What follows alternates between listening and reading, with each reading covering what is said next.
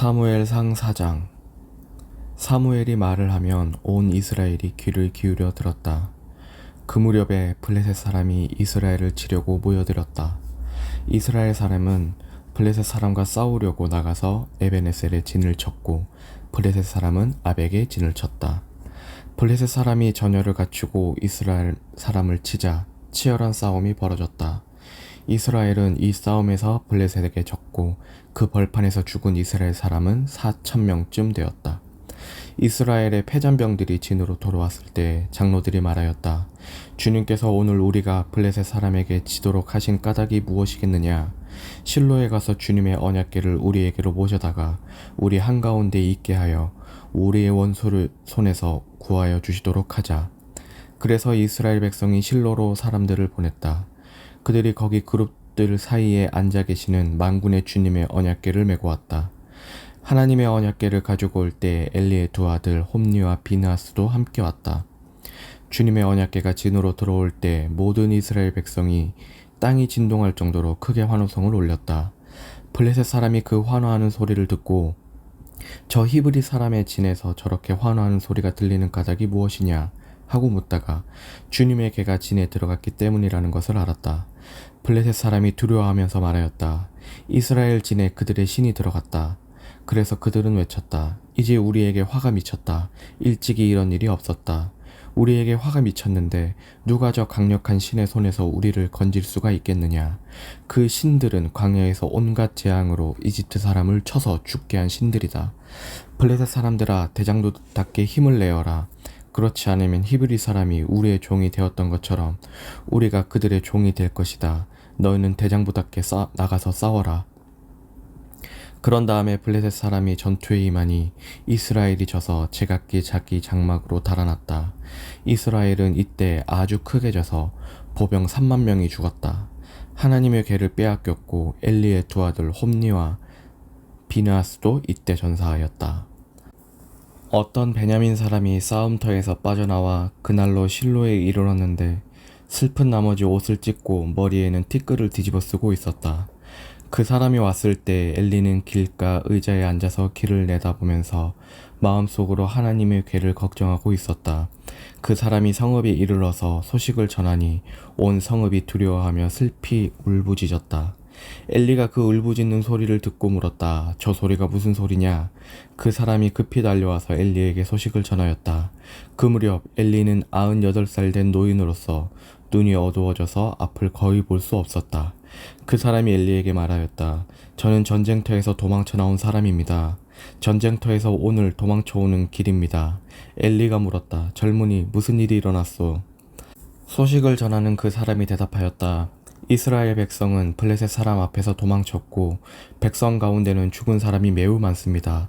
제사장님의 두 아들 홈니와 비느하스도 전사하였고 하나님의 궤는 빼앗겼습니다.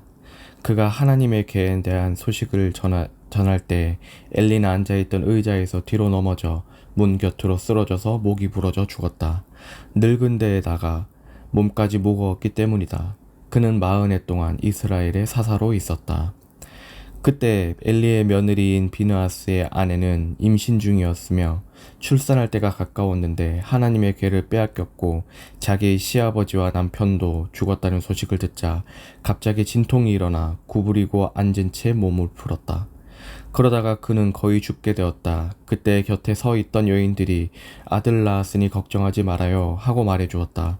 그러나 산모는 대답이 없고 관심도 보이지 않다가 그 아이 이름을 이가봇이라고 지어주며 이스라엘에서 영광이 떠났다 하는 말만 남겼다. 하나님의 궤를 빼앗긴 데다가 시아버지도 죽고 남편도 죽었기 때문이다. 거기에다가 하나님의 궤까지 빼앗겼기 때문에 이스라엘에서 영광이 떠났다고 말했던 것이다. 사무엘상 5장. 블레셋 사람들은 하나님의 궤를 빼앗아서 에베네셀에서 아스돗으로 가져갔다. 블레셋 사람들은 하나님의 궤를 다곤 신전으로 가지고 들어가서 다곤 신상 곁에 세워놓았다. 그 다음 날 아스돗 사람들이 아침에 일찍 일어나서 보니 다곤이 주님의 궤 앞에 엎어져 땅바닥에 얼굴을 받고 있었다. 그들은 다곤을 들어서 세운 다음에 제자리에 다시 가져다 놓았다. 그 다음 날도 그들이 아침 일찍 일어나서 가보니 다곤이 또 주님의 궤 앞에 엎어져서 땅바닥에 얼굴을 받고 있었다. 다곤의 머리와 두 팔목이 부러져서 문지방 위에 나뒹굴고 있고 다곤의 몸통만 남아 있었다. 그래서 오늘날까지도 다곤의 제사장들과 다곤 신전에서 예배하는 사람들은 아스돗에 있는 다곤 신전에 들어갈 때 문지방 위를 밟지 않고 넘어서 들어간다. 주님께서 아스돗 사람들을 무섭게 내리치셨다. 주님께서 그들에게 악성 종양 재앙을 내리셔서 아스돗과 그 지역 사람들을 망하게 하셨다. 아스돗 사람들이 이것을 보고 이스라엘 신이 우리와 우리의 신 다곤을 무섭게 내리치니 그 신의 궤를 우리가 있는 곳에 두어서는 안 되겠다 하고 말하면서 사람을 보내어 블레셋 통치자들을 모두 불러 모아놓고 이스라엘 신의 궤를 어떻게 해야 좋을지를 물었다. 블레셋 통치자들이 이스라엘 신의 궤를 가드로 옮기자고 하였으므로 아스돗 사람들은 이스라엘 신의 궤를 가드로 옮겼다. 아스돗 사람들이 그 궤를 가드로 옮긴 뒤에 주님께서 또 그 성읍을 내리쳐서 사람들이 큰 혼란에 빠졌다. 주님께서 그 성읍의 사람들을 어린아이나 노인이나 할 것 없이 모두 쳐서 악성 종양이 생기게 하셨다. 그러자 그들이 하나님의 궤를 에그론으로 보냈다. 그러나 하나님의 궤가 에그론에 이르렀을 때 에그론 주민들은 아스돗 사람들이 이스라엘의 신의 궤를 우리에게로 가지고 와서 우리와 우리 백성을 죽이려고 한다 하면서 울부짖었다. 그래서 그들은 또 사람들을 보내어 블레셋 통치자들을 모두 불러 모아놓고 이스라엘 신의 궤를 돌려보내어 그 있던 자리로 돌아가게 하고 우리와 우리 백성이 죽지 않게 해주시오 하고 요청하였다. 하나님이 거기에서 그들을 그렇게 무섭게 내리치셨기 때문에 온 성읍 사람들이 죽을 지경에 이르러 큰 혼란에 빠졌다. 죽지 않은 사람들은 악성 종양이 생겨서 온 성읍에서 비명소리가 하늘에 사무쳤다. 사무엘상 6장. 주님의 궤가 블레셋 사람의 지역에 머무른 지 7달이 되었을 때의 일이다. 블레셋 사람들이 제사장들과 점쟁이들을 불러놓고 물었다. 우리가 이스라엘 신의 궤를 어떻게 해야 좋겠습니까? 우리가 그것을 어떤 방법으로 제자리에 돌려보내야 하는지 알려주십시오. 그들이 대답하였다. 이스라엘 신의 궤를 돌려보낼 때 그냥 보내서는 안 됩니다. 반드시 그 신에게 속건 제물을 바쳐야 합니다. 그러면 병도 나을 것이고 그 신이 왜 여러분에게서 형벌을 거두지 않았는지도 알게 될 것입니다.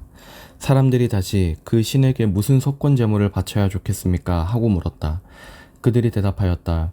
블레셋 통치자들의 수대로 금으로 만든 악성 종양 모양 5개와 금으로 만든 쥐의 모양 5개를 바쳐야 합니다.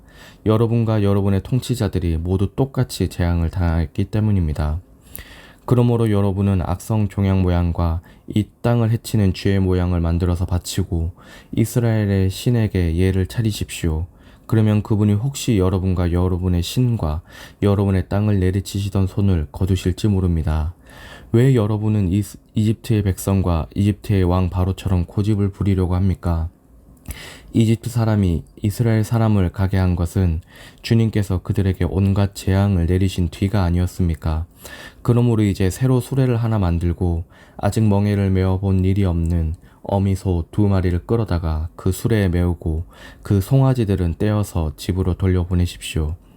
그런 다음에 주님의 궤를 가져다가 그 수레에 싣고 여러분이 궤를 가져온 허물을 벗으려면 속건제물로 보내는 금으로 만든 물건들은 작은 상자에 모두 담아 궤 곁에 두고 그 소 2마리가 가고 싶은 대로 수레에 끌고 가도록 하십시오.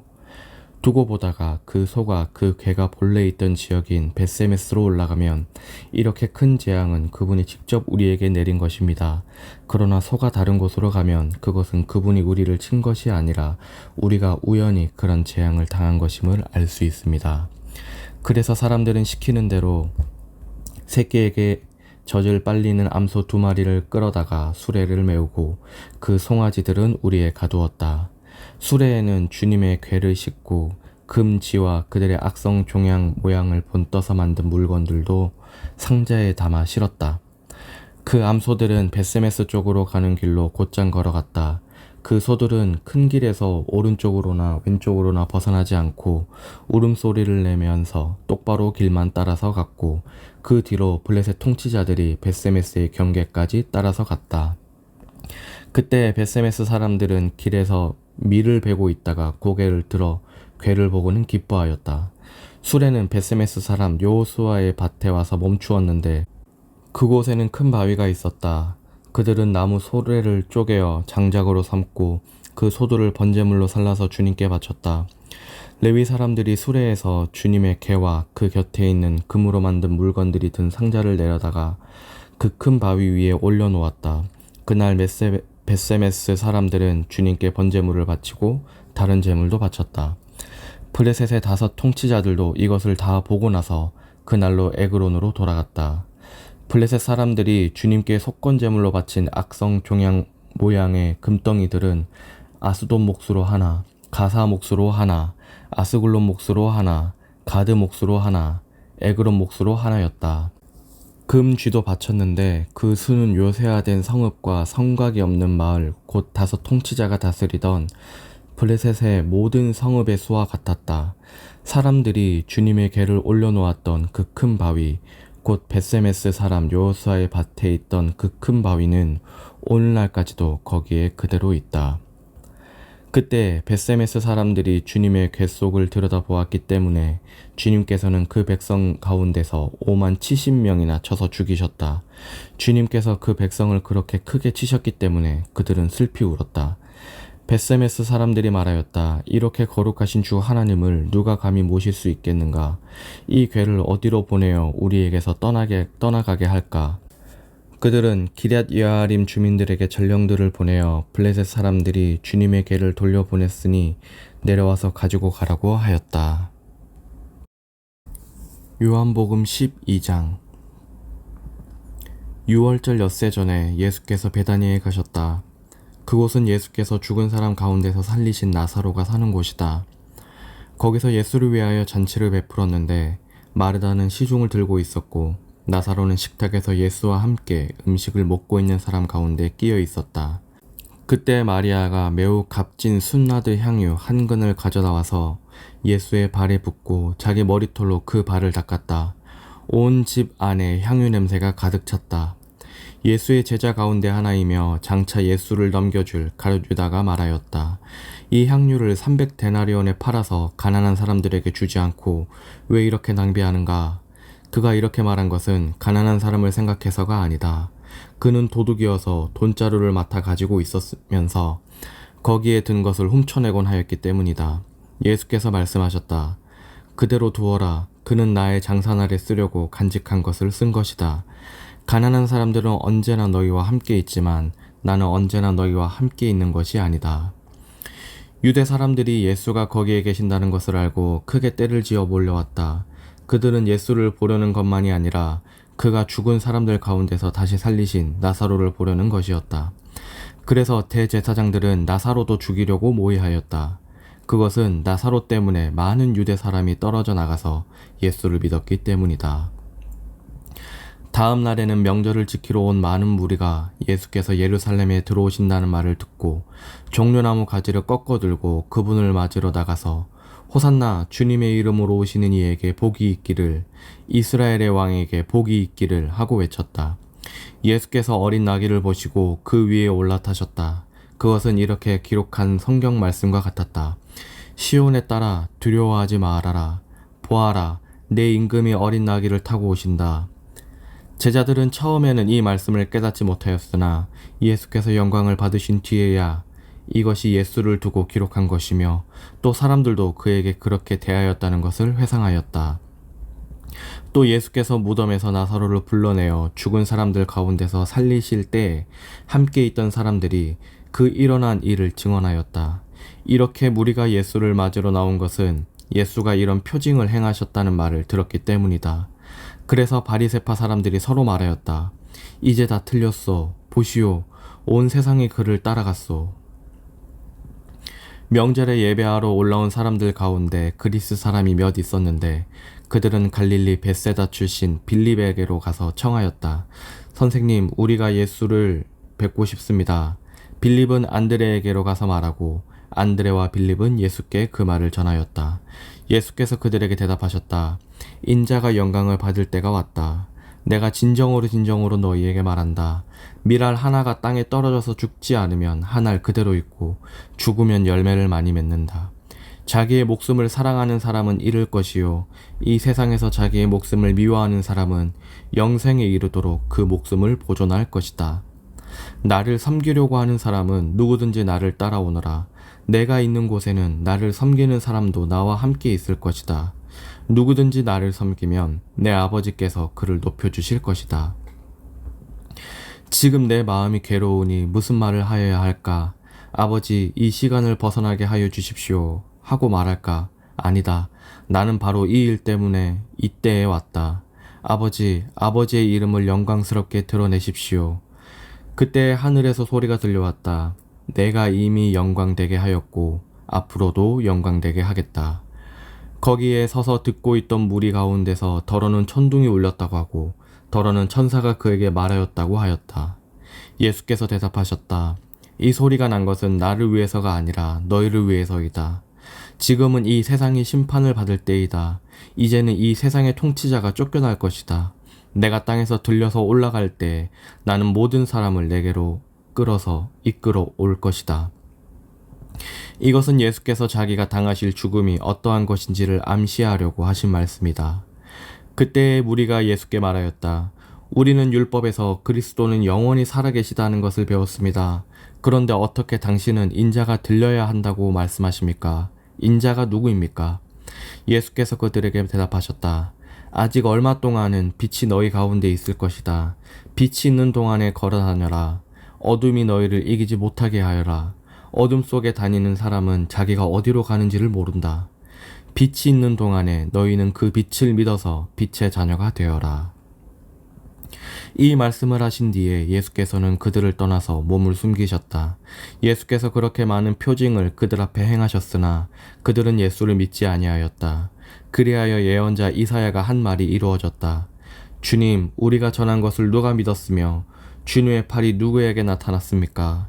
그들이 믿을 수 없었던 까닭을 이사야가 또 이렇게 말하였다.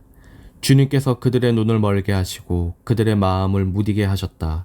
그것은 그들이 눈이 있어도 보지 못하게 하고 마음으로 깨달아서 돌아서지 못하게 하여 나에게 고침을 받지 못하게 하려는 것이다. 이사야가 이렇게 말한 것은 그가 예수의 영광을 보았기 때문이다. 이 말은 그가 예수를 가리켜서 한 것이다. 지도자 가운데서도 예수를 믿는 사람이 많이 생겼으나 그들은 바리새파 사람들 때문에 믿는다는 사실을 드러내지는 못하였다. 그것은 그들이 회당에서 쫓겨날까봐 두려워하였기 때문이다. 그들은 하나님의 영광보다도 사람의 영광을 더 사랑하였다. 예수께서 큰 소리로 말씀하셨다. 나를 믿는 사람은 나를 믿는 것이 아니라 나를 보내신 분을 믿는 것이요. 나를 보는 사람은 나를 보내신 분을 보는 것이다. 나는 빛으로서 세상에 왔다. 그것은 나를 믿는 사람은 아무도 어둠 속에 머무르지 않도록 하려는 것이다. 어떤 사람이 내 말을 듣고서 그것을 지키지 않는다 하더라도 나는 그를 심판하지 아니한다. 나는 세상을 심판하러 온 것이 아니라 구원하러 왔다. 나를 배척하고 내 말을 받아들이지 않는 사람을 심판하시는 분이 따로 계시다. 내가 말한 바로 이 말이 마지막 날에 그를 심판할 것이다. 나는 내 마음대로 말한 것이 아니다. 나를 보내신 아버지께서 내가 무엇을 말해야 하고 또 무엇을 이야기해야 하는가를 친히 나에게 명령해 주셨다. 나는 그의 명령이 영생인 줄 안다. 그러므로 나는 무엇이든지 아버지께서 나에게 말씀하여 주신 대로 말할 뿐이다. 아멘. 시편 80편. 아, 이스라엘의 목자이신 주님, 요셉의 양떼처럼 인도하시는 주님, 귀를 기울여 주십시오. 그릇 위에 앉으신 주님, 빛으로 나타나 주십시오. 에브라임과 베냐민과 므낫세 앞에서 주님의 능력을 떨쳐 주십시오. 우리를 도우러 와 주십시오. 하나님, 우리를 회복시켜 주십시오. 우리가 구원을 받도록 주님의 빛나는 얼굴을 나타내어 주십시오. 주 만군의 하나님, 얼마나 오랫동안 주님의 백성들이 올리는 기도를 노엽게 여기시렵니까? 주님께서 그들에게 눈물의 빵을 먹이시고 눈물을 물리도록 마시게 하셨습니다. 우리의 이웃에게 시비거리가 되게 하시니 원수들이 우리를 비웃습니다. 만군의 하나님, 우리를 회복시켜 주십시오. 우리가 구원을 받을 수 있도록 주님의 빛나는 얼굴을 나타내어 주십시오. 주님께서는 이집트에서 포도나무 한 그루를 뽑아 오셔서 문 나라를 몰아내시고 그것을 심으셨습니다. 땅을 가꾸시고 그 나무에 뿌리를 내리게 하시더니 그 나무가 온 땅을 채웠습니다. 산들이 그 포도나무 그늘에 덮이고 울창한 백향목도 그 가지로 뒤덮였습니다. 그 가지는 지중해까지 뻗고 새수는 유프라테스 강에까지 뻗었습니다. 그런데 어찌하여 주님께서는 그 울타리를 부수시고 길을 지나가는 사람마다 그 열매를 따먹게 하십니까? 멧돼지들이 숲에서 나와서 마구 먹고 들짐승들이 그것을 먹어 치우게 하십니까? 만군의 하나님, 우리에게 돌아오십시오. 하늘에서 내려다보시고 이 포도나무를 보살펴 주십시오. 주님의 오른손으로 심으신 이 줄기와 주님께서 몸소 굳세게 키우신 햇가지를 보살펴 주십시오. 주님의 포도나무는 불타고 꺾이고 있습니다. 주님의 분노로 그들은 멸망해 갑니다. 주님의 오른쪽에 있는 사람, 주님께서 몸소 굳게 잡아주신 인자 위에 주님의 손을 얹어 주십시오. 그리하면 우리가 주님을 떠나지 않을 것이니 주님의 이름을 부를 수 있도록 우리에게 새 힘을 주십시오. 만군의 하나님, 우리를 회복시켜 주십시오. 우리가 구원을 받도록 주님의 빛나는 얼굴을 나타내어 주십시오.